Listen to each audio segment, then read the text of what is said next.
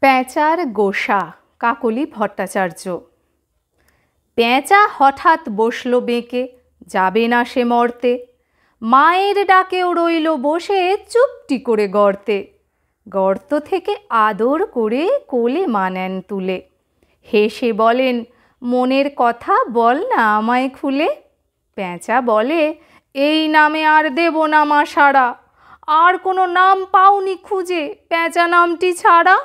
দেখতে খারাপ হলেই বলে পেঁচার মতো মুখ। মর্তবাসীর কথা শুনে মুচড়ে ওঠে বুক। কানা ছেলের নামও তো মা পদ্মলোচন হয়।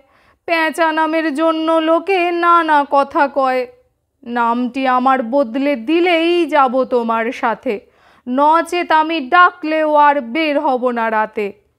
ব্যাপারখানা বুঝে দেবী বলেন মুচকি হেসে, তুচ্ছ ব্যাপার নিয়ে কি না গোসা হলো শেষে। নাম দিয়ে কি যায় আসে বল, থাকবে কাজের ছাপ। পেঁচা মুখো বলে দেখুক, দেব অভিশাপ। ধন্যবাদ।